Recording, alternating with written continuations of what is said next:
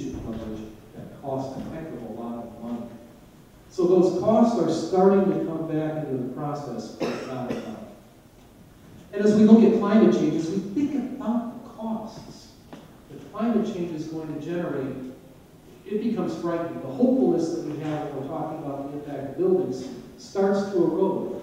Think about the impact of a 1 meter sea level rise. You know, 880 is largely covered by water.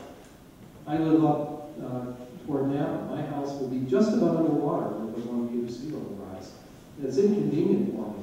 But think about Europe, think about Southeast Asia, think about the millions, billions of people who live at sea level. Think about the social costs of a 1 meter rise in sea level for people in Bangladesh. Think about the political cost of having that kind of mass migration of people in an already overpopulated area. Think of the cost of disease. Think of the cost that agriculture will bear, because we barely produce more than we eat now. And in fact, there's a lot of places where that's a huge issue. It's only going to get worse. So how do we handle these costs of climate change? They're there.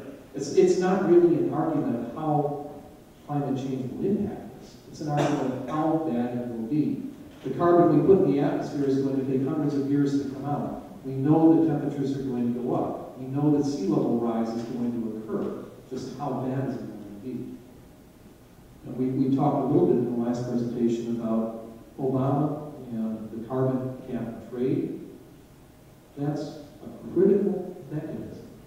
It does two things. It starts putting the cost of carbon back on the worst things.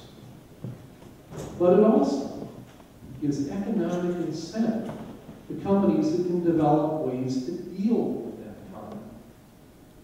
Because there has to be somebody generating carbon credits for the polluters to buy.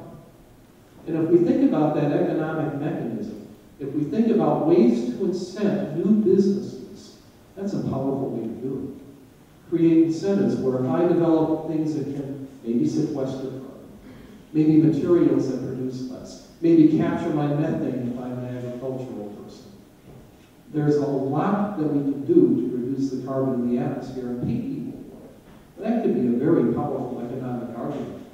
I think we'll see that come into more and more play as we go along. Already in California, we have AB 32, relatively new. That will have an impact here, but we need to do something in the entire country. And I don't think we can expect India and China to sign any agreement coming out of Copenhagen later this year